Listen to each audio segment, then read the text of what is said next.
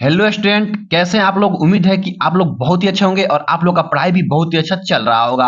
आपका ये सितंबर माह है और बहुत सारे बच्चों का यह कमेंट था कि सितंबर माह से पढ़ करके बोर्ड एग्जाम में 85% या 90% कैसे लेकर के आए। तो मैं आप सबके लिए एक वीडियो लेकर के आ गया हूं जिसमें मैं आप सबको बहुत ही इंपॉर्टेंट प्रश्न कराने वाला हूं। अगर आप लोग इतना तैयार कर लेते हैं तो 100% आप लोग 85 से 90% तक नंबर ला सकते हैं। ठीक है ना। देखिए, ये आपका साइंस का है।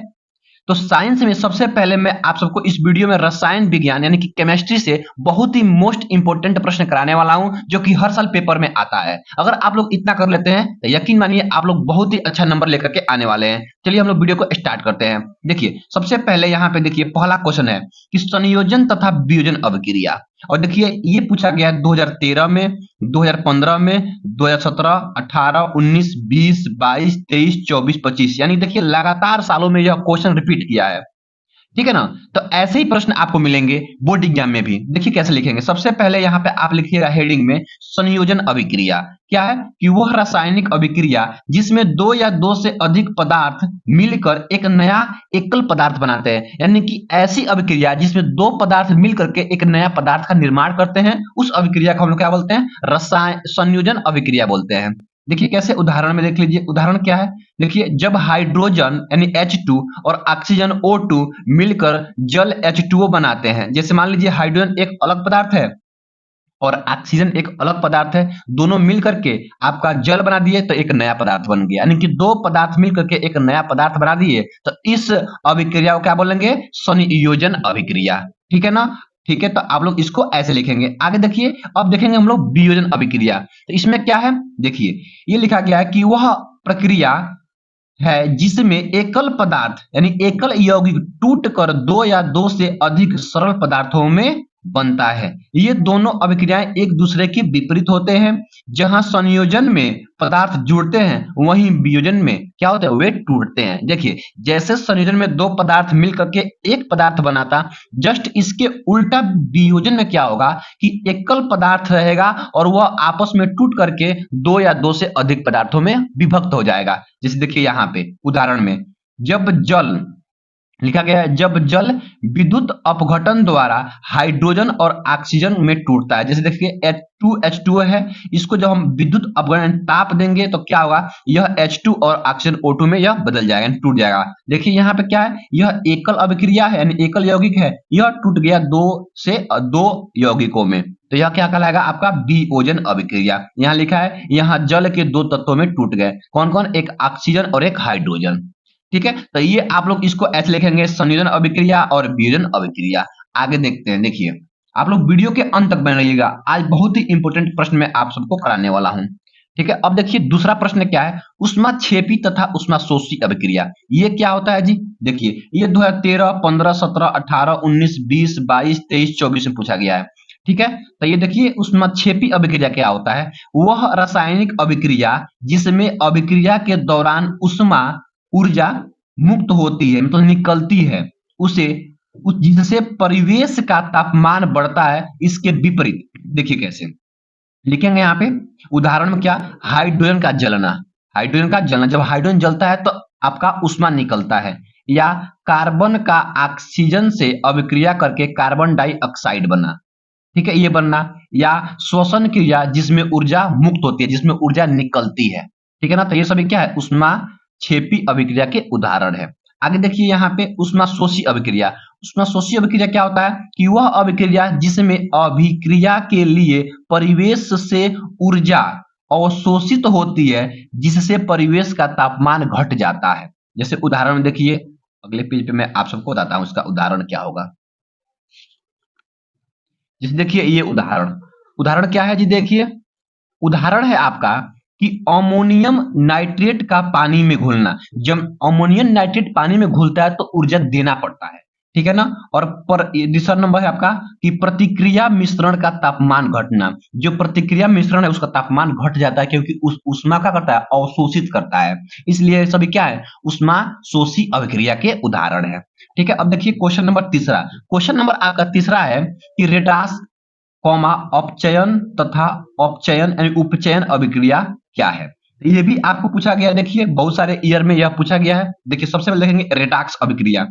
वे अभिक्रियाएं या वे रासायनिक अभिक्रियाएं होती है जिनमें ऑक्सीकरण और अपचयन दोनों प्रक्रियाएं एक साथ होती है। यानी कि रेडाक्स अभिक्रिया वह अभिक्रिया है जिसमें आपका ऑक्सीकरण और अपचयन दोनों प्रक्रियाएं होती है। जैसे देखिए अपचयन क्या होता है, तो अपचयन अभिक्रिया एक रासायनिक प्रक्रिया है जिसमें कोई पदार्थ इलेक्ट्रॉन प्राप्त करता है, या तो ऑक्सीजन का ह्रास होता है या हाइड्रोजन का योग होता है, जिससे उसकी ऑक्सीकरण अवस्था में कमी आती है, तो वह आपका अपचयन अभिक्रिया कहलाता है।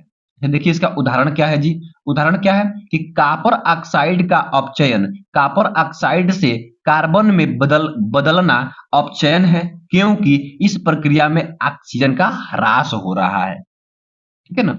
आगे देखते हैं उपचयन। उपचयन को ही बोलते हैं ऑक्सीकरण अभिक्रिया। तो उपचयन अभिक्रिया या ऑक्सीकरण अभिक्रिया आएगा तो आपको क्या लिखना है, देखिए लिखेंगे यहाँ पे कि वह रासायनिक अभिक्रिया जिसमें किसी पदार्थ में ऑक्सीजन जुड़ी रहती है या जुड़ती है, हाइड्रोजन घटता है या इलेक्ट्रॉन का ह्रास होता है। जैसे देखिए यहाँ पे उदाहरण में लिखा गया है, यहाँ पे देखिए 2Cu प्लस O2 और 2CuO क्या हो रहा है, देखिए यहाँ पहले में क्या था, देखिए Cu में ऑक्सीजन नहीं था, लेकिन जैसे अभिक्रिया हो गया, अभिक्रिया के बाद Cu में क्या हो गया, ऑक्सीजन जुड़ गया। तो वही लिखा गया यहाँ पे, यहाँ कॉपर ऑक्सीजन से जुड़ रहा है जिससे कॉपर ऑक्साइड बनता है, यह कॉपर का अपचयन है।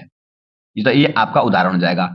अगला देखिए, अब आपका चौथा प्रश्न है ये कि अम्ल क्षार लवण की परिभाषा एवं उदाहरण, कि अम्ल क्षार लवण क्या होते हैं और उसके उदाहरण देखिए क्या होता है। सबसे पहले लिखेंगे अम्ल यानी कि एसिड, एक ऐसा पदार्थ जिसका जलीय घोल खट्टा होता है, नीले लिटमस को लाल कर देते हैं और क्षारों को उदासीन कर देते हैं, वह अम्ल कहलाते हैं। जैसे उदाहरण देखिए, साइट्रिक अम्ल नींबू और संतरे जैसे खट्टो फलों में पाए जाते हैं। जो यह सिट्रिक अम्ल होते हैं, यह क्या होता है, नींबू और संतरे जैसे खट्टो फलों में पाए जाते हैं। अब देखिए आपका ये क्षार क्या होगा, यानी कि बेस या एल्कलाइन क्या होगा। देखिए एक ऐसा पदार्थ जिसका जलीय घोल कड़वा होता है, लाल लिटमस को नीला कर देते हैं और अम्ल को उदासीन कर देते हैं, यानी कि अम्ल में अगर मिला दे तो उसको उदासीन कर देगा। जैसे देखिए उदाहरण में सोडियम हाइड्रोक्साइड साबुन बनने में उपयोग होता है, यानी कि सोडियम हाइड्रोक्साइड का साबुन बनाने में उपयोग किया जाता है। तो ये आपका उदाहरण हो जाएगा। अब देखते हैं हम लोग लवण। लवण क्या होता है जी, देखिए यहाँ पे यानी कि साल्ट, एक ऐसा यौगिक जो अम्ल और क्षार के बीच उदासीनीकरण अभिक्रिया के परिणाम स्वरूप बनता है। यह स्वाद में नमकीन होता है और लिटमस पत्र के रंग को प्रभावित आगे देखिए ये वाला प्रभावित नहीं करता है, मतलब वह लिटमस पेपर को क्या कर प्रभावित नहीं करता है। आगे देखिए इसका उदाहरण क्या है, उदाहरण है कि सोडियम क्लोराइड, आगे खाने वाला नमक कौमा जो हाइड्रोक्लोरिक अम्ल और सोडियम हाइड्रोक्साइड के बीच उदासीनीकरण के काम में आता है। मतलब ये क्या होते हैं, उदासीनीकरण के काम में आते हैं। अब देखिए आगे 5वां नंबर प्रश्न है बेकिंग सोडा बनाने की विधि। ये भी देखिए लगभग ये रिपीट कर रहा है 8-9 साल से लगातार। बेकिंग सोडा बनाने की विधि क्या होती है, लिखेंगे उत्तर में कि बेकिंग पाउडर का रासायनिक नाम सोडियम बाइकार्बोनेट तथा अणुसूत्र NaHCO3 है। बनाने की विधि, यह लिखेंगे यहाँ पे, यह सोडियम हाइड्रोक्साइड के सांद्र विलयन में अधिक मात्रा में कार्बन डाइऑक्साइड गैस CO2 प्रवाहित करने पर प्राप्त होता है। ये तो बनाने की विधि था। अब यहाँ लिख देंगे उसका समीकरण। देखिए यहाँ पे 2NaH प्लस उसमें हम CO2 यानी कार्बन डाइऑक्साइड को मिलाएंगे तो क्या बनेगा, Na2CO3 और प्लस जल बन जाएगा। फिर अगली बार क्या करेंगे, Na2CO3 इसमें क्या करेंगे हम हाइड्रोजन यानी जल, यहाँ पे H2N की जल और कार्बन डाइऑक्साइड मिलाएंगे तो अगली बार में बनेगा 2NaHCO3। तो NaHCO3 वही सोडियम बाइकार्बोनेट यानी कि आपका बेकिंग सोडा ये बन जाएगा। तो इसी को बोलते हैं हम क्या, इसी को हम बोलते हैं बेकिंग सोडा। तो आपको इतना लिखना होगा और ये देना होगा और नीचे हम लिख लेंगे गुण। देखिए ये भी क्योंकि 6 नंबर का प्रश्न है तो गुण लिखेंगे। लिखेंगे यह एक सफेद क्रिस्टलीय जल में अब अल्प विलेय पदार्थ है, यानी कि यह कम घुलता है। लिखेंगे आगे, इसका जलीय विलयन अम्लीय होता है।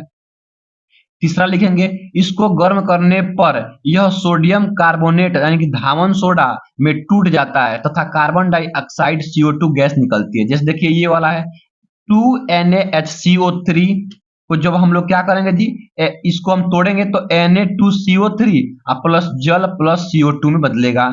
आगे देखिए चौथा नंबर लिखा गया है कि यह तनु अम्ल के साथ क्रिया करके लवण, जल तथा कार्बन डाइऑक्साइड गैस निकालता है। जैसे देखिएगा NaHCO3 प्लस HCl आपका तनु अम्ल में जब हम क्रिया कराएंगे तो NaCl प्लस आपका जल और CO2 यानी कार्बन डाइऑक्साइड आपको ये निकलेगा। आगे देखिए यहाँ पे या यहाँ लिखेंगे 2NaHCO3 में जब H2SO4 यानी कि सल्फ्यूरिक अम्ल को जब हम क्रिया कराएंगे तो Na2SO4 प्लस 2H2O और CO2 यानी कि दोनों ही आपका रासायनिक अभिक्रिया में CO2 यानी कार्बन डाइऑक्साइड ये निकलता है। ठीक है ना, तो ये आपका ये बेकिंग सोडा बनाने की विधि हो गया। अगले पेपर में यानी कि अगले क्वेश्चन में आपका दिया गया है धावन सोडा बनाने की विधि। ये देखिए बेकिंग सोडा और धावन सोडा बहुत इंपॉर्टेंट प्रश्न है, ठीक है ना। देखिए ये भी हर साल पेपर में आता है। बस आप लोग इतना कर लेंगे जो मैं आज आपको बता रहा हूं तो आराम से आप लोग ये रसायन विज्ञान में 100% में 100% प्रश्न करके आएंगे ही आएंगे, ठीक है ना। देखिए धावन सोडा बनाने की विधि क्या है, लिखेंगे धावन सोडा का रासायनिक नाम सोडियम कार्बोनेट व अणु सूत्र Na2CO3 इंटू 10H2O है। तो ये क्या है, उसका रासायनिक नाम क्या है, सोडियम कार्बोनेट व अणु सूत्र क्या है आपका Na2CO3 इंटू 10H2O। ये आपका उसका रासायनिक सूत्र है धावन सोडा का। अब देखिए आगे लिखेंगे यहाँ पे कि कास्टिक सोडा के सांद्र विलयन में कार्बन डाइऑक्साइड प्रवाहित करने पर सोडियम कार्बोनेट का विलयन प्राप्त होता है, जिसका वाष्पन करने पर सोडियम कार्बोनेट के क्रिस्टलीय पदार्थ होता है। जैसे देखिए यहाँ पे 2, आगे देखिए थोड़ा सा यहाँ पे आपको विजुअल है, हाँ 2NaH प्लस CO2 और प्लस आपका Na होगा। जब इसको हम मिलाएंगे आपस में तो क्या बनेगा, यहाँ पे 2CO3 प्लस H2O ये बनेगा। आगे देखिए अब ये देखिए उसी का नाम है कास्टिक सोडा और यहाँ पे सोडियम कार्बोनेट, ठीक है। अब देखिए यहां लिखा गया सोडियम कार्बोनेट को कपड़े धोने का सोडा तथा सोडा एस के नाम से भी जाना जाता है, यानी कि जो सोडियम कार्बोनेट उसको हम कपड़े धोने का सोडा से भी जाने जाते हैं। देखिए यहाँ पे BaCl2 से क्रिया, जब हम BaCl2 से क्रिया कराएंगे तो क्या होगा, यह BaCl2 को BaCO3 में बदल देता है। जिस देखिए यहाँ पे यहाँ क्या है BaCl2 प्लस Na2CO3 में से जब हम क्रिया कराएंगे यानी कि यहाँ पे सोडियम कार्बोनेट से हम क्रिया कराएंगे तो क्या बनेगा BaCO3 बन जाएगा और प्लस NaCl यानी कि नमक बन जाएगा। तो ये आपका क्रिया हो गया। आगे देखिए एक और क्रिया दिया गया है, अगर हम लोग SO2 से क्रिया कराएंगे तो क्या होगा जी, देखिए अगर हम लोग SO2 से क्रिया कराएंगे क्या सोडियम कार्बोनेट को तो क्या होगा, देखिए इसके विलयन में SO2 गैस प्रवाहित करने पर सोडियम सल्फाइड तथा सोडियम बाई सल्फाइड बनते हैं। जैसे देखिए Na2CO3 प्लस SO2 तो जब क्रिया कराएंगे तो क्या बनेगा Na2SO3 प्लस CO2 बन जाएगा। उसके बाद देखिए क्या बनेगा, अब उसके बाद से जो हम लोग क्या करेंगे यहाँ पे Na2CO3 को SO2 में करेंगे अब प्लस जल से क्रिया कराएंगे तो क्या बनेगा 2NaHCO3 प्लस CO2 निकलेगा गैस। यह आपका सोडियम बाइसल्फेट है ये वाला, ठीक है। लिखा गया है उपयोग कपड़े धोने में जल की कठोरता को दूर करने में, तो आप लोग उपयोग भी लिख दीजिएगा, ठीक है ना। अब देखिए अगला प्रश्न आपका दिया गया है, अगला प्रश्न है 7 नंबर। ये बोला है कि आपका प्लास्टर ऑफ पेरिस के सूत्र एवं उपयोग लिखिए। केवल इसका सूत्र लिखना है और उपयोग लिखना है। देखिएगा यहाँ 12, 13, 15, 16, 18, 19, 20, 22, 23, 24 में यह प्रश्न पूछा गया है। लिखेंगे इसी को बोलते हैं हम लोग प्लास्टर ऑफ पेरिस को बोलते हैं जिप्सम। क्या बोलते हैं, जिप्सम। तो जिप्सम क्या है, जिप्सम को 273 केल्विन पर गर्म करने से प्लास्टर ऑफ पेरिस बनता है। बनने की विधि देखिए CaSO4 इंटू 2H2O आगे देखिए ये क्या हो जाएगा CaSO4 इंटू 1/2H2O। जब हम लोग यहाँ पे क्या करेंगे 273 ताप देंगे केल्विन, तो यह आपका इसमें टूट जाएगा। आगे देखिए क्या होगा, लिखेंगे गुणधर्म। तो गुणधर्म में क्या लिखते हैं, देखिए लिखेंगे कि प्लास्टर ऑफ पेरिस सफेद रंग का चूर्ण है जो उप उत्पर उप उच्च ताप पर गर्म करने पर CaSO4 में बदल जाता है। जैसे देखिए यहाँ पे CaSO4 का होल ट्वाइस इंटू H2O, आगे करेंगे तो 2 इंटू CaSO4 और यहाँ पे 2H2O हो जाएगा। आगे देखिए दूसरा लिखा गया, इसका उपयोग क्या लिखा गया गुणधर्म कि प्लास्टर ऑफ पेरिस की जल से क्रिया कराने पर ऊष्मा उत्पन्न होती है और देखिए और शीघ्र से जिप्सम में बदल कर जम जाता है। इस क्रिया को प्लास्टर ऑफ पेरिस का जमना कहते हैं। जैसे देखिए यहाँ पे 2CaSO4 into H2O plus 3H2O, इसको जब हम क्रिया कराएंगे तो क्या बनेगा 2 इंटू CaSO4 इंटू 2H2O, यही आपका जिप्सम है। ठीक है, क्या यही आपका जिप्सम है। अब हम लोग क्या लिखेंगे, इसका उपयोग लिखेंगे, बोला है कि उपयोग भी लिखना है। तो पहला उपयोग लिखेंगे शल्य चिकित्सक में प्लास्टर पेरिस का। देखिए जैसे हाथ का हड्डी टूट जाता है या पैर का हड्डी, उसमें क्या होता है प्लास्टर का, उसमें हम लोग प्रयोग करते हैं। या सांचे और मॉडल बनाने में, जैसे किसी का सांचा बनाना हो किसी मूर्ति का, तो उसमें भी क्या होता है प्लास्टर ऑफ पेरिस का उपयोग होता है, जो सफेद कलर का होता है उसी को। मूर्तिमा व खिलौने बनाने में, यानी कि प्रतिमा, और यहाँ पे ये मूर्तियां नहीं प्रतिमा और खिलौने बनाने में भी आपका ये प्लास्टर ऑफ पेरिस का प्रयोग किया जाता है, जो सफेद कलर का होता है। ठीक है, अब देखिए क्वेश्चन नंबर 8वां देखिए, ये भी काफी महत्वपूर्ण प्रश्न है। ये लिखा गया है पीएच मान से आप क्या समझते हैं, यानी कि पीएच मान क्या होता है। देखिए 2012, 13, 15, 16, 18, 19, 20, 22, 23, 24 में यह प्रश्न पूछा गया है। देखिए क्या होता है, पीएच एक पैमाना है, यानी पीएच क्या है, एक पैमाना है जो किसी विलयन की अम्लता या क्षारीयता को मापता है। यह 0 से 14 तक होता है, जिसमें 7 उदासीन होता है, 7 से कम अम्लीय और 7 से अधिक क्षारीय होता है। पीएच का मान किसी विलयन में हाइड्रोजन आयन H प्लस की सांद्रता का ऋणात्मक लघुगुणक होता है। कहने का मतलब है कि जो आपका पैमाना होता है उसमें 0 से लेकर के 14 तक पैमाने में अंकित किए जाते हैं। अगर किसी पदार्थ का अगर पीएच मान अगर 7 है तो वह उदासीन होगा, 7 से अगर कम है तो वह अम्लीय होगा, और 7 से अधिक अगर पीएच पैमाना है तो वह क्षारीय होगा। तो आप लोग इसको ऐसे लिख लेंगे, ठीक है ना। आगे देखिए अब आपका क्वेश्चन नंबर देखिए, यहाँ पे क्वेश्चन नंबर आपका 9 है। क्वेश्चन नंबर 9 क्या कर रहा है कि धातु, अधातु और उपधातु की परिभाषा एवं उदाहरण लिखिए। तो देखिए सबसे पहले हम लोग देखते हैं धातु। धातु क्या होते हैं, मेटल्स। धातुएं वे तत्व हैं जो सामान्यतः चमकदार, कठोर, ऊष्मा व विद्युत के उत्कृष्ट सुचालक, तैन यानी कि तारों में खींचे जाने योग्य, और आघात वर्धनीय यानी कि चादरों में पीटे जाने योग्य होती है। वे रासायनिक अभिक्रियाओं में अपने बाह्य इलेक्ट्रॉनों को खोकर धनात्मक आयन बनाती है। ठीक है, ये हो गया। लिखेंगे उदाहरण। उदाहरण क्या है जी, लोहा, तांबा, सोना, चांदी, एल्यूमिनियम, ये क्या है आपके धातु हैं। तो लिखिएगा कि जो धातु होती है सामान्यतः चमकदार होती है, वह क्या होती है, कठोर होती है, ऊष्मा व विद्युत का उत्कृष्ट सुचालक है, मतलब बहुत तेज उसमें ऊष्मा और ये आपका विद्युत प्रवेश कर सकता है, प्रवाह कर सकता है। ठीक है, अब देखिए आगे लिखेंगे अधातु यानी कि नॉन मेटल्स। अधातु क्या होता है जी, वे तत्व, धातुएं वे तत्व हैं जिनमें धातु वाले गुण नहीं होते हैं।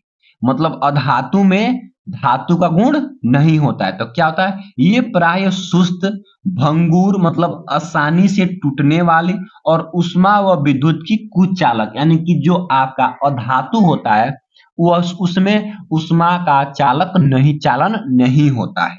उदाहरण देखिए, ऑक्सीजन, कार्बन, नाइट्रोजन, सल्फर, आपका यहाँ पे हाइड्रोजन, ये सब क्या है आपके अधातु हैं। आगे आपका दिया गया है उपधातु। यानी कि मेटलॉइड। उपधातु क्या होता है कि उपधातु वे तत्व होते हैं जो धातु और अधातु दोनों के गुण प्रदर्शित करते हैं। मतलब आपका जो उपधातु है वह धातु का भी गुण और अधातु का भी गुण, दोनों का गुण प्रदर्शित करते हैं। ये तत्व, यहां देखिए, ये तत्व अर्धचालक होते हैं। मतलब इसमें अर्धचालक का मतलब क्या होता है, इसमें उष्मा का प्रवाह यानी विद्युत का प्रवाह हल्के हल्के होता है, यानी कि आधे आधे होता है, मतलब अर्धचालक होते हैं जो इलेक्ट्रॉनिक्स में उपयोग होते हैं। ठीक है, जो इलेक्ट्रॉनिक्स में उपयोग होते हैं। उदाहरण silicon, germanium, arsenic, boron, antimony, ये सब क्या है आपके हैं उपधातु हैं। ठीक है, अब देखिए क्वेश्चन नंबर 10 है, ये आपका कार्बन तथा उसके यौगिक चैप्टर से है। लिखा गया है कि संतृप्त तथा असंतृप्त हाइड्रोकार्बन समजातीय श्रेणी पर टिप्पणी लिखिए। यानी कि टिप्पणी का मतलब क्या हुआ कि संतृप्त हाइड्रोकार्बन क्या होता है और असंतृप्त हाइड्रोकार्बन क्या होता है आपको बताना है। देखिए, तो पहला देखिए संतृप्त। संतृप्त हाइड्रोकार्बन वे अभिक्रिया हाइड्रोकार्बन जिनके अणुओं में उपस्थित कार्बन परमाणुओं में से प्रत्येक की चारों समझौताएं एकल बंध यानी सिंगल बॉन्ड द्वारा संतुष्ट होती है, संतृप्त हाइड्रोकार्बन कहलाते हैं। उदाहरण के लिए देख लीजिए, यहाँ पे जो यह आपका कार्बन है, यह कार्बन एकल बंध द्वारा यहाँ पे आपका हाइड्रोजन से जुड़ा हुआ है, यहाँ भी हाइड्रोजन से और यहाँ भी हाइड्रोजन से और यहाँ भी। यानी आप ऐसे समझ सकते हैं कि जो आपका संतृप्त हाइड्रोकार्बन होता है वह केवल सिंगल बॉन्ड द्वारा जुड़े होते हैं, जैसे यह मेथेन का है संरचना सूत्र। तो क्या है, जो कार्बन है देखिए यहाँ सिंगल बॉन्ड से जुड़ा हुआ है, यहाँ भी सिंगल बॉन्ड, यहाँ भी सिंगल बॉन्ड और यहाँ भी सिंगल बॉन्ड। इसका मतलब ये क्या है आपका संतृप्त हाइड्रोकार्बन है। वैसे ही देख लीजिए यहाँ पे एक और उदाहरण एथेन का है, तो यह भी आपका हाइड्रोजन से जुड़ा हुआ है, सिंगल बॉन्ड, ये भी सिंगल बॉन्ड, ये भी सिंगल बॉन्ड, ये भी सिंगल बॉन्ड और ये भी सिंगल बॉन्ड और ये भी सिंगल बॉन्ड। तो ये भी क्या हुआ है आपका सिंगल बॉन्ड हुआ है जो एथेन का है। ये C2H6 है यानी कि एथेन का है, तो यह भी आपका हाइड्रोकार्बन ही है यानी कि संतृप्त हाइड्रोकार्बन है। आगे देखिए एक और आपका यहाँ पे उदाहरण हम दिए हैं, ये प्रोपेन का, ये भी आपका सिंगल बॉन्ड से जुड़ा हुआ है, ये भी आपका सिंगल बॉन्ड, ये भी सिंगल बॉन्ड, ये भी सिंगल बॉन्ड, ये भी सिंगल बॉन्ड से, ये भी सिंगल बॉन्ड से और ये भी सिंगल बॉन्ड से और ये भी सिंगल बॉन्ड से जुड़े हुए हैं। तो ये तीनों उदाहरण आपका संतृप्त हाइड्रोकार्बन के हैं। आगे देखिए इसके बारे में कुछ लिखा भी गया है, पढ़ लीजिए। लिखा गया है कि इसका सामान्य सूत्र CnH2n+2 होता है, यानी कि जो आपका संतृप्त हाइड्रोकार्बन होता है इसका सामान्य सूत्र होता है CnH2n+2 होता है। ठीक है, आगे लिखा है इस श्रेणी के यौगिकों को एल्केन अथवा फेरापिन भी कहते हैं। ये कम क्रियाशील होते हैं परंतु प्रतिस्थापित यौगिक बनाते हैं। ठीक है, तो ये आपका रहा संतृप्त हाइड्रोकार्बन। आइए देखते हैं अगला असंतृप्त हाइड्रोकार्बन। देखिए अब आपका ये है असंतृप्त हाइड्रोकार्बन यानी कि अनसैचुरेटेड हाइड्रोकार्बन्स। ऐसे हाइड्रोकार्बन जिनके अणुओं में उपस्थित कार्बन परमाणुओं के आपस में एक एक संयोजकता बंध बनाने के बाद कार्बन परमाणु की शेष संयोजकताओं को पूर्णतः संतुष्ट करने हेतु हाइड्रोजन परमाणु उपलब्ध नहीं होते हैं और अणु में उपस्थित दो कार्बन परमाणु को आपस में द्विबंध यानी कि डबल बॉन्ड या ट्रिपल बॉन्ड बनाना पड़ता है, असंतृप्त हाइड्रोकार्बन कहलाते हैं। जैसे देखिए यहाँ पे उदाहरण में ये आपका यहाँ पे ये डबल बॉन्ड द्वारा यहाँ पे ये जुड़ा हुआ है, यहाँ से ये क्या हुआ है आपका ये नहीं रहेगा, यहाँ पे ये आपका डबल बॉन्ड द्वारा ये जुड़े हुए हैं।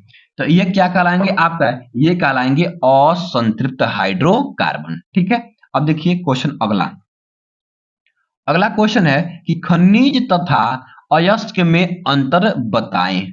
यानी खनिज क्या होता है और अयस्क क्या होता है। देखिए मैं आप सबके लिए अलग अलग लिख दिया हूं। सबसे पहले देखें खनिज, पहला नंबर टॉपिक खनिज में। खनिज क्या होता है कि पृथ्वी की पपड़ी में पाए जाने वाले प्राकृतिक रूप से पाए जाने वाले पदार्थ जिनका एक निश्चित रासायनिक संगठन और क्रिस्टलीय संरचना होती है, खनिज कहलाते हैं।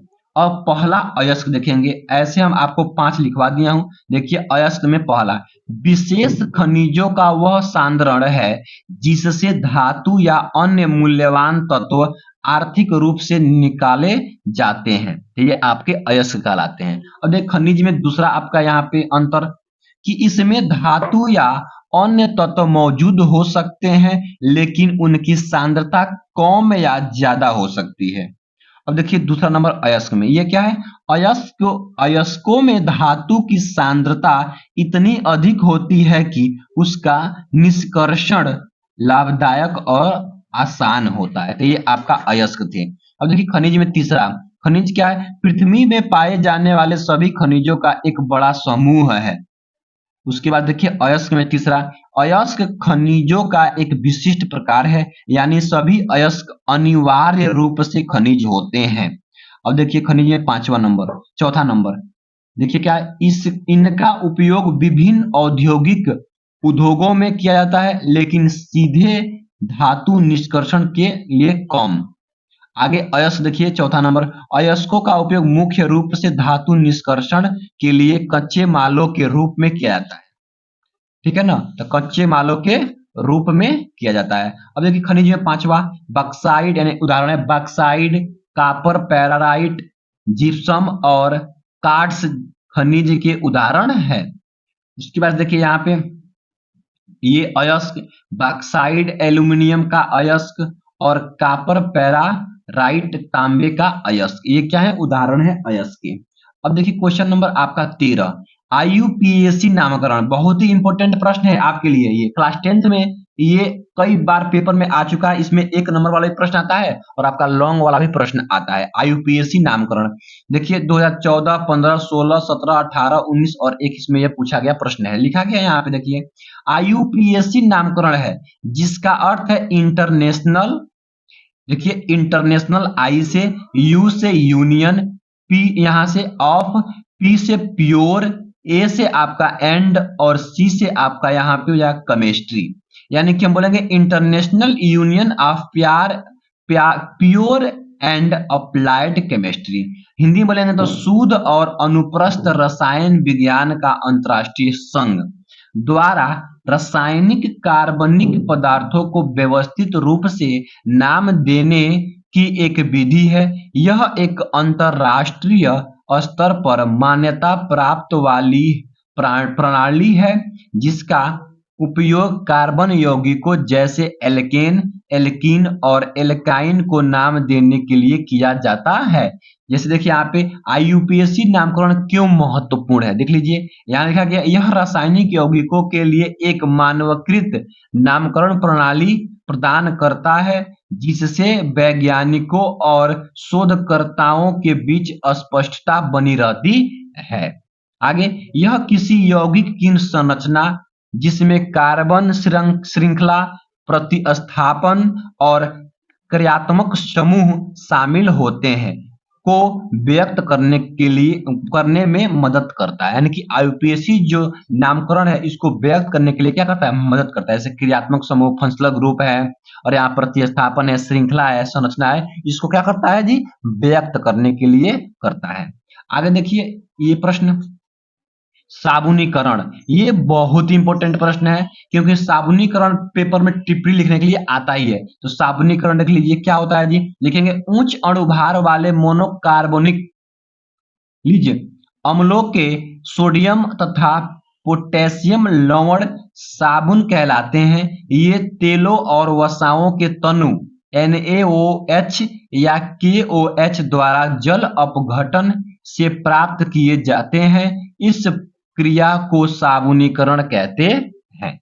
आगे, साबुन बनाने की रासायनिक प्रक्रिया यानी कि साबुनीकरण क्या होती है, देखिए यहाँ पे ये कैसे बना हुआ है। सबसे पहले देखिए यहाँ पे CH2OCO C17 और H35, ये उसका से C2H5 ये आपका क्रिया करेगा। इसके साथ करेगा क्या, CHOCO C17 और H35 में अगर हम NaOH को मिलाते हैं तो इसके बाद से जो क्रिया करता है, तो यहाँ पे आपका करने के बाद से यहाँ पे C2OH यहाँ पे CH2OH, यहाँ पे CHOH, यहाँ पे C2CH2OH। जब इसके साथ मिलाते हैं तो ये आपका बनता है 370 C17H35COONA, यानी कि सोडियम एसीटेट, यानी कि साबुन बनता है।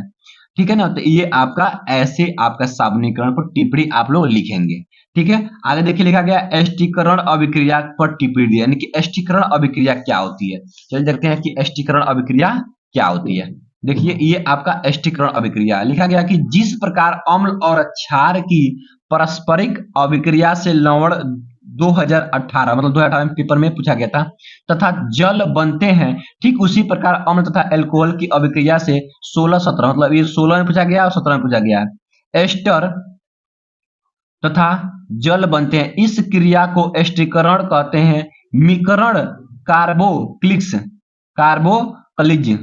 अम्लों के एस्टीकरण क्रिया प्राय शांत सल्फ्यूरिक अम्ल की उपस्थिति में कराई जाती है। यह निर्जलीकरण तथा उत्प्रेरक दोनों का कार्य करता है। जैसे देख लीजिए यहाँ पे ये जब करेंगे उदाहरण के लिए क्रिया की CH3COOH में C2H5OH यानी कि एथिल अल्कोहल को मिलाएंगे, यानी कि एसिटिक अम्ल में जब हम लोग एथिल अल्कोहल को मिलाएंगे तो क्या बनेगा जी, एथिल एसीटेट यानी कि एस्टर बनेगा, CH3COO C2H5 बनेगा और H2 यानी कि जल बनेगा।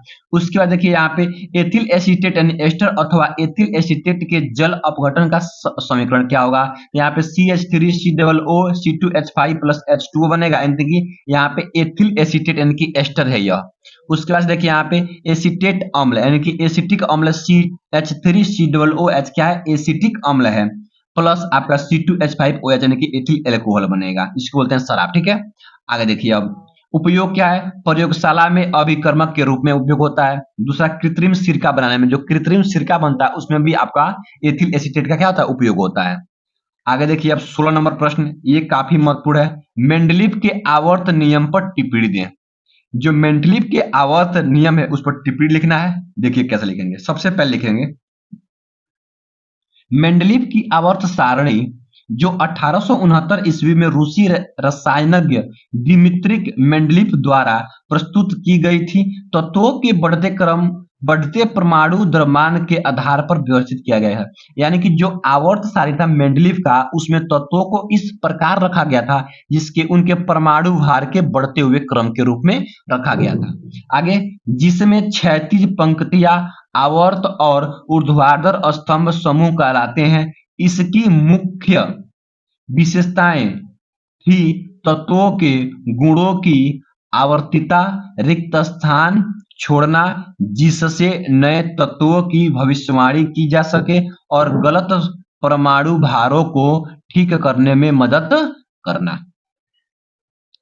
ठीक है, मदद करना। आगे देखिए यहाँ क्या हुआ है कि अब आपको हम लाइन बाय लाइन इसको लिखवा देते हैं। जो नियम है आपका ये मेंडलीव की आवर्त सारणी में जो दिया गया है, तो मेंडलीव की आवर्त सारणी की लाइन दर लाइन विशेषताएं देखिए क्या। पहला आवर्त नियम, ये कैसे जी, तत्वों के भौतिक और रासायनिक गुण उनके परमाणु द्रव्यमान के आवर्त फलन होते हैं, यानी कि ये आवर्त नियम है। दूसरा नंबर क्या है कि तत्वों की व्यवस्था, यानी तत्वों की कैसी व्यवस्था की गई थी। तो मेंडलीव ने ज्ञात 63 तत्वों को उनके बढ़ते परमाणु द्रव्यमान के क्रम में व्यवस्थित किया था। देख लीजिए पेपर में आता है कि मेंडलीव का जो आवर्त सारणी था उसमें कितने तत्व थे, तो आपका यहाँ पे 63 तत्व थे। आगे देखिए अब आगे नंबर देखिए, तीसरा नंबर है कि यहाँ पे आवर्त, यहाँ समूह और आवर्त लिखेंगे कि सारणी को ऊर्ध्वाधर स्तंभ यानी कि समूह, ऊर्ध्वाधर दो स्तंभ उसको हम समूह बोले हैं, और क्षैतिज पंक्ति को आवर्त में विभाजित किया गया था। यानी कि जो ऐसे हैं स्तंभ उसको हम क्या बोले थे, समूह बोले थे, और जो ऐसे था उसको हम लोग आवर्त बोले थे। ठीक है, आगे देखिए समान गुणों का समूहीकरण। देखिए समान रासायनिक गुण वाले तत्वों को एक साथ एक ही समूह में रखा गया था, यानी कि जो मेंडलीव के आवर्त सारणी था उसमें समान गुण वाले तत्वों को एक साथ रखा गया था। पांचवा नंबर देखिए रिक्त स्थान, ये क्या है, मेंडलीव ने अपनी सारणी में खाली स्थान छोड़े ताकि बाद में खोजे जाने वाले तत्वों को ये आपका ताकि बाद में खोजे जाने वाले तत्वों को स्थान मिल सके। ठीक है, तो ये आपको मतलब क्या किए थे, अपने आवर्त सारणी में कुछ जगह स्थान खाली छोड़ देते कि बाद में भविष्य में जो तत्व की खोज हो या तत्व मिले उसको उस खाली स्थान पे उस तत्व को हम लोग रख सकें। बिल्कुल सही। आगे देखिए 6 नंबर, तत्वों की भविष्यवाणी। उन्होंने इन खाली स्थानों में आने वाले तत्वों के गुणों की भविष्यवाणी की, जैसे एका एल्यूमिनियम यानी गैलियम बोलते हैं और एका सिलिकॉन जर्मेनियम बोलते हैं। ठीक है, 7 नंबर देखिए, तो यहाँ पे परमाणु का संशोधन। तो क्या है, इस सारणी में कुछ तत्वों के संदिग्ध परमाणु भारों को सही करने की मदद की। 8वां नंबर, उपसमूह। कुछ समूहों को दो उपसमूह ए और बी में विभक्त किया गया ताकि समान गुण वाले तत्वों को अलग अलग समूहीकृत किया जा सके। 9 नंबर क्या है देखिए, कि संक्रमण तत्व। 8वें समूह में संक्रमण तत्वों को वर्गीकृत किया गया। 10 नंबर क्या है देखिए, उपयोगिता। यह तत्वों के अध्ययन, नए तत्वों की खोज और परमाणु संरचना को समझने में सहायक थी। अब देखिए इसके बाद से तो आपका इंपॉर्टेंट प्रश्न रहा। अब कुछ मैं आप सबको इंपॉर्टेंट प्रश्न और बताता हूं जो कि टिप्पणी लिखने के लिए आता है, यानी कि टिप्पणी का मतलब देख लीजिए उसके बारे में उसकी परिभाषा और उदाहरण सहित कुछ उपयोग लिखने के लिए आता है। तो यह काफी पेपर में आता है और इसमें से आप लोगों को पेपर में देखने को मिलेगा ही मिलेगा। देखिए पहला नंबर टॉपिक है रासायनिक अभिक्रिया। दूसरा टॉपिक है संयोजन अभिक्रिया तथा संकलन या योगात्मक अभिक्रिया। उसके बाद देखिए कौन कौन टॉपिक आपके पास है। देखिए ये टॉपिक है वियोजन अभिक्रिया, विस्थापन या प्रतिस्थापन अभिक्रिया, द्विविस्थापन या उभय प्रतिस्थापन अभिक्रिया, अपचयन अभिक्रिया, द्वि अपघटन अभिक्रिया, ऑक्सीकरण अभिक्रिया, संक्षारण, विकृत गंधिता, ऊष्माक्षेपी अभिक्रिया, ऊष्माशोषी अभिक्रिया, गालक, निस्थापन, धातुमल, भर्जन, खनिज और अयस्क। ये क्या है, सभी आपके टॉपिक है जो कि पेपर में इस पर टिप्पणी लिखने के लिए आता है। देखिए पहला मैं यहां से आपको शुरू कर रहा हूं। रासायनिक अभिक्रिया क्या है, उत्तर रासायनिक अभिक्रिया जब एक या एक से अधिक पदार्थ परस्पर अभिक्रिया करके एक नए पदार्थ बनाते हैं तो ऐसी अभिक्रिया को रासायनिक अभिक्रिया कहते हैं। जैसे देखिए यहाँ पे उदाहरण में H2 यानी क्या है आपका हाइड्रोजन और O2 क्या है आपका ऑक्सीजन, ये दोनों मिलकर के 2H2 यानी कि जल बना दिए। क्या बना दिए, ये आपका ये जल बना दिए। तो यह क्या हो गया आपका रासायनिक अभिक्रिया हो गया। आगे देखिए अब देखिए ये आपका है संयोजन अभिक्रिया या संकलन या योगात्मक अभिक्रिया। क्या होता है जी, वह रासायनिक अभिक्रिया है जिसमें दो या दो से अधिक प्रकार के पक्षों के अणु परस्पर जुड़कर केवल एक ही प्रकार के अणु या पदार्थ के निर्माण बनाते हैं, यानी कि पदार्थ बनाते हैं, यानी कि दो पदार्थ मिल करके एक नया पदार्थ बनाएंगे, उसको हम बोलेंगे क्या, संयोजन अभिक्रिया, संकलन अभिक्रिया या योगात्मक अभिक्रिया। जैसे देखिए यहाँ पे सोडियम यानी कि Na धातु क्लोरीन Cl में जल कर सोडियम क्लोराइड NaCl बनाती है। जैसे देखिए यहाँ पे 2Na है यानी सोडियम है और Cl2 यानी क्लोरीन है, दोनों मिलकर 2NaCl बनाए यानी सोडियम क्लोराइड। तो यह क्या हो गया आपका, दो पदार्थ मिलकर के एक नया पदार्थ बनाए तो क्या हो गया, संयोजन अभिक्रिया हो गया। अब देखिए वियोजन अभिक्रिया क्या होती है, ये भी पेपर में आता है। वियोजन अभिक्रिया क्या होती है यहाँ पे, कि वियोजन अभिक्रिया वह रासायनिक अभिक्रिया है जिसमें कोई यौगिक अपने अवयवी तत्वों अथवा छोटे छोटे सरल यौगिकों में वियोजित हो जाता है। यह अभिक्रिया ऊष्मा, प्रकाश अथवा विद्युत द्वारा संपन्न होती है। जैसे देखिए यहाँ पे ये आपका CaCO3 है, ये चूना पत्थर का है।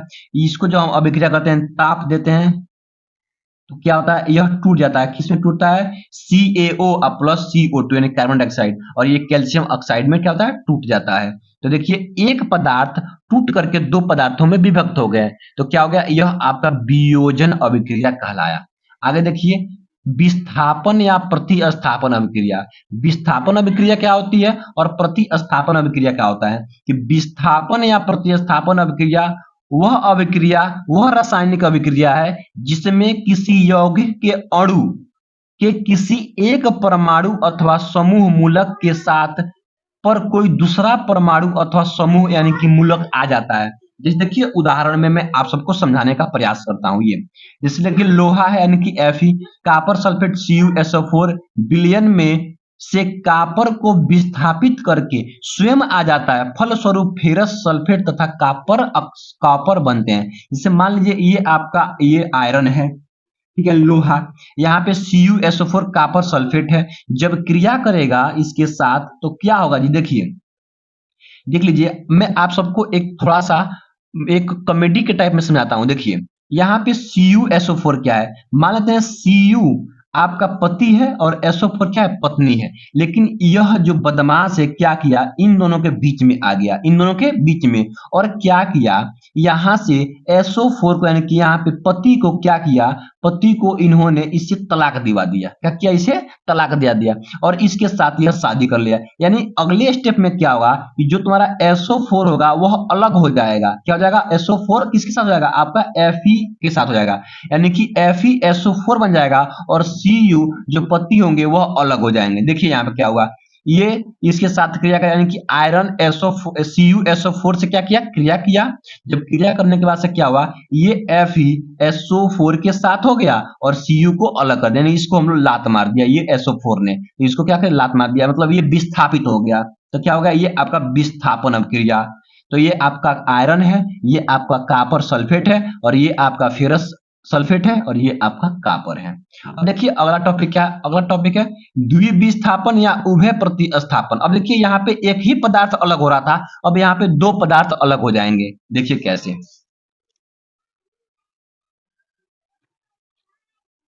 द्विविस्थापन अभिक्रिया, देखिए ये वाला, देखिए यह है कि जिस रासायनिक अभिक्रिया में यौगिकों के आयनों अथवा घटकों की अदला बदली यानी कि विनिमय हो जाती है तथा नए यौगिक बनते हैं, वह उभय उभय प्रतिस्थापन अभिक्रिया कहलाते हैं या द्विप्रतिस्थापन अभिक्रिया कहलाते हैं। यह अभिक्रिया यौगिकों के विलयनों के मध्य होती है। जैसे देखिए उदाहरण में पहला, जब बेरियम क्लोराइड के विलयन में सोडियम सल्फेट का विलयन मिलाते हैं तो बेरियम सल्फेट व सोडियम क्लोराइड बन जाते हैं। जैसे देखिए BaCl2, ये क्या है, बेरियम क्लोराइड है, को जब हम Na2SO4 यानी कि सोडियम सल्फेट मिलाते हैं तो क्या बनेगा, देखिए ये BaCl2 से हट करके ये जाकर के आपका Na से क्या कर लेगा, क्रिया कर लेगा, और ये Cl2 आपका SO4 से क्रिया कर लेगा। तो देखिए यहाँ से BaSO4 हो जाएगा, BaSO4, तो यहाँ BaSO4 और यहाँ से Na हट करके Cl से क्या कर लेगा, क्रिया कर लेगा,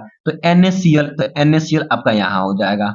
यानी कि यहाँ पे दोनों पदार्थों के आयन क्या हो रहे हैं, अपने आप यानी कि विस्थापित हो रहे हैं। तो यहां से आपका Ba विस्थापित हो जाएगा यानी Cl अलग हो जाएगा और यहां से आपका SO4 अलग हो गया, तो यहां जाकर इसे बना गया। आगे देखिए हम अपचयन अभिक्रिया। अपचयन अभिक्रिया क्या होता है जी, कि ऐसे अभिक्रिया जिसमें किसी पदार्थ में ऑक्सीजन की कमी या हाइड्रोजन की वृद्धि होती है उसे अपचयन अभिक्रिया कहते हैं। हम पहले आपको बता चुका हूं इसको। देखिए जैसे CuO प्लस H2 जब क्रिया करेगा तो यहां से क्रिया के बाद CuO से O हट करके और ये O मिल जाएगा H2 के साथ और यह जल बना लेगा।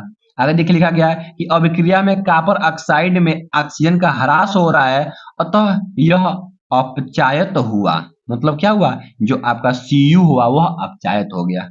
आगे देखिए द्वि अपघटन अभिक्रिया, ये क्या होता है जी, तो देखिए द्वि अपघटन अभिक्रिया एक ऐसी रासायनिक अभिक्रिया है जिसमें दो यौगिक के आयन परस्पर दो नए यौगिक बनाते हैं। दो यौगिक के परस्पर आयन दो नए यौगिक बनाते हैं, बनाने के लिए अपने स्थानों का आदान प्रदान करते हैं। जैसे देखिए यहाँ CuSO4 है, यहाँ पे H2S है, तो CuSO4 से यहाँ से देखिए O2 यहाँ पे O4 हट करके आपका H2SO4 से क्रिया कर लेगा, तो क्या बनेगा Cus और H2SO4, ये सल्फ्यूरिक अम्ल आपका हो जाएगा। आगे देखिए ऑक्सीकरण अभिक्रिया। ऑक्सीकरण अभिक्रिया क्या होता है कि जब किसी अभिक्रिया में किसी तत्व या यौगिक के साथ ऑक्सीजन का सहयोग या हाइड्रोजन का त्याग होता है तो ऐसी अभिक्रिया को ऑक्सीकरण अभिक्रिया कहते हैं। उदाहरण था, जैसे देखिए मैं आप सबको यहाँ पे बताता हूँ इसका उदाहरण कि उदाहरण क्या होता है। देखिए जैसे ये C है कार्बन और ये क्या है आपका ऑक्सीजन। द कार्बन और ऑक्सीजन जब मिल जाएगा तो CO2 कार्बन डाइऑक्साइड बन जाएगा। तो ये आपका क्या हो गया ऑक्सीकरण अभिक्रिया से ऑक्सीजन इससे मिल रहा है। आगे देखिए संक्षारण, ये काफी महत्वपूर्ण टॉपिक है कि संक्षारण क्या होता है जी। तो संक्षारण जब कोई धातु अपने आसपास अम्ल, आर्द्रता आदि के संपर्क में आती है तब यह संक्षारित होती है और इस क्रिया को संक्षारण कहते हैं। ठीक है, चांदी के ऊपर काली परत व तांबे के ऊपर हरी परत चढ़ना संक्षारण के उदाहरण है। जब आसपास के पदार्थ, जैसे मान लीजिए कोई पदार्थ रखा गया है और आसपास के अम्ल, आर्द्रता यानी कि नमी के कारण जब उसमें संक्षारण पकड़ लेता है तो वह क्या होता है, वह संक्षारण कहलाता है। जैसे चांदी के ऊपर काली परत बैठना और तांबे के ऊपर हरी परत बैठना, ये क्या है, संक्षारण के उदाहरण है। आगे देखते हैं विकृत गंधिता। ये क्या होता है जी, देखिए जब वसा और तेल तथा उनमें बनाए गए खाद्य पदार्थ वायु की ऑक्सीजन से क्रिया करके ऑक्सीकृत हो जाते हैं तो उनमें एक विशेष गंध आने लगती है तथा उनका स्वाद भी खराब हो जाता है। इस प्रक्रिया को ही विकृत गंधिता कहते हैं। अचार व मुरब्बों का खुली वायु में रखने पर खराब हो जाना विकृत गंधिता कहलाता है। जैसे बोलते हैं हम लोग के ये देहात में बोलते हैं जैसे अरु आ गया है, मतलब उसका मतलब क्या, वही विकृत गंधिता उसमें हो गया है। तो जब विकृत गंधिता हो जाएगा तो क्या हो जाएगा, उसका स्वाद भी बदल जाएगा और वो थोड़ा लगेगा कि भूरा भूरा टाइप में हो जाएगा, तो उसी को बोलते हैं क्या, विकृत गंधिता। आगे देखिए ऊष्माक्षेपी अभिक्रिया में आप सबको पहले बता दिया हूं, ये भी आपका टॉपिक बहुत ही इंपॉर्टेंट है। ऊष्माक्षेपी क्या है कि वह रासायनिक प्रक्रिया जिसमें अभिक्रिया के दौरान ऊष्मा ऊर्जा मुक्त होती है जिससे परिवेश का तापमान बढ़ता है, और इसके विपरीत देखिए आप उदाहरण हाइड्रोजन का जलना, कार्बन का ऑक्सीकरण से अभिक्रिया, ये तो मैं आपको पहले ही बता दिया हूं, कोई दिक्कत नहीं है, आप लोग इसको देख लेंगे। आइए देखते हैं अगला जो गालक है। ये गालक क्या होता है, ये पेपर में आता है कि वे पदार्थ जो अयस्क में उपस्थित शुद्धियों के साथ उच्च ताप पर क्रिया करके इन्हें सरलता से गलाकर अलग होने वाले पदार्थों के रूप में दूर कर देते हैं, गालक कहलाते हैं। सरलता से गलकर अलग होने वाले पदार्थ को धातुमल कहते हैं। अब देखिए धातुमल टॉपिक क्या, धातुमल क्या होता है जी, अयस्क में उपस्थित शुद्धियों को गालक से क्रिया के फल स्वरूप बने गलनीय पदार्थ को धातु कहते हैं। जो पदार्थ गल जाए उसको हम क्या कहते हैं, धातु मल कहते हैं। अब देखिए अयस्क और खनिज में आपको बता ही दिया हूं पहले, लेकिन देख लेते हैं। जिस खनिज में किसी धातु को प्रचुर मात्रा में कम व्यय पर आसानी से प्राप्त किया जा सके उस खनिज को उस विशिष्ट धातु का अयस्क कहते हैं। जैसे एल्यूमिनियम बॉक्साइड उसका से खनिज है। खनिज क्या होता है कि प्रकृति में पृथ्वी के अंदर धातुएं तथा उनके यौगिक जिस रूप में पाए जाते हैं उनको खनिज कहते हैं, जैसे लोहा और कोयला। देखिए निस्तापन, ये क्या है, सांद्रित अयस्क को उसके गलनांक के नीचे ताप पर वायु की अनुपस्थिति या कम मात्रा में गर्म करके उसमें से नमी, हाइड्रेशन, जल तथा अन्य वाष्पशील पदार्थों को बाहर निकालने की प्रक्रिया निस्तापन कहलाती है। उसके बाद से आपका है भर्जन। ये क्या है आपका, ये भर्जन है। तो देखिए सांद्रित अयस्क को अकेले या किसी अन्य पदार्थ के साथ मिलाकर उसके गलनांक के नीचे बिना पिघलाए वायु की नियंत्रित मात्रा की उपस्थिति में गर्म करने की प्रक्रिया को भर्जन कहा जाता है। यह क्रिया मुख्यतः सल्फाइड अयस्क के लिए प्रयुक्त की जाती है।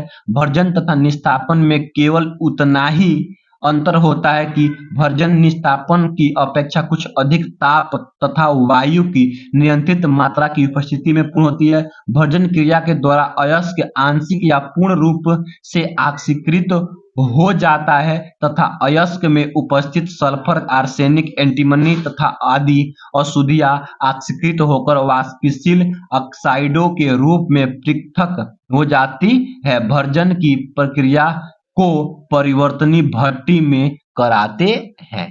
तो ये रहा आप सभी का, जितना मैं यह टॉपिक बताया हूं ये आपका रहा ये रसायन विज्ञान का। ठीक है, तो ये आपका रसायन विज्ञान का पूरा जितना टॉपिक मैं बताया हूं, इतना अगर टॉपिक आप लोग तैयार कर लेते हैं तो 100% आपको रसायन विज्ञान से एक भी क्वेश्चन नहीं छूटेगा बोर्ड एग्जाम में। ठीक है ना। अब अगली वीडियो में मैं आप सबको भौतिक विज्ञान का और जीव विज्ञान का इंपॉर्टेंट प्रश्न लेकर के आऊंगा। ठीक है ना। तो आप लोग इसको आराम से लिख लीजिए, या अगर आप लोग लिखना नहीं चाहते हैं तो आपको इसका पीडीएफ भी मिल जाएगा। अगर आप चाहते हैं कि इसका पीडीएफ मैं दे दूं, ठीक है ना, देखिए तो इस नंबर पे आप लोग मात्र 19 रुपए में इस पीडीएफ को आप लोग खरीद सकते हैं, मात्र 19 नंबर पे। तो आप लोग इस नंबर पे मात्र कितना रुपए, मात्र 19 रुपए पेमेंट करके आप लोग क्या करेंगे, पेमेंट करके इसका स्क्रीनशॉट हमको भेज दीजिएगा। जैसे आप लोग पेमेंट करके और इसका स्क्रीनशॉट आप लोग भेज देंगे तो यहां से आपको व्हाट्सएप के माध्यम से आपको इसका पीडीएफ जो होगा, आपको पीडीएफ आपको सेंड कर दी जाएगी, ठीक है ना। तो अगर आप चाहते हैं कि सेम टू सेम यही पीडीएफ आपको मिल जाए तो आप लोग मात्र 19 रुपए में पेमेंट करके इस पीडीएफ को आप ले सकते हैं और आप लोग इसको तैयारी कर सकते हैं, ठीक है ना। तो बस आप लोग इतना तैयार कर लेंगे तो आप लोग बोर्ड एग्जाम में अच्छा नंबर लेकर के आएंगे। अब मिलते हैं नेक्स्ट वीडियो में, जिस वीडियो में मैं आप सबको भौतिक विज्ञान का मोस्ट इंपोर्टेंट टॉपिक लेकर के आऊंगा और कराऊंगा, ठीक है। तो वीडियो अगर अच्छा लगा है तो वीडियो को लाइक कर दीजिए, और आप लोग चैनल पे पहली बार आए हैं तो चैनल को सब्सक्राइब कर लीजिए और अपने दोस्तों में शेयर कर दीजिए, ताकि थोड़ा सा मेरा भी हेल्प हो सके, ठीक है ना। तो मैं आपके लिए बहुत ज्यादा मेहनत करता हूं, तो बस आपसे एक ही रिक्वेस्ट है कि आप लोग वीडियो को लाइक कर दीजिए और चैनल को सब्सक्राइब कर लीजिए। मिलते हैं नेक्स्ट वीडियो में, तब तक के लिए थैंक यू।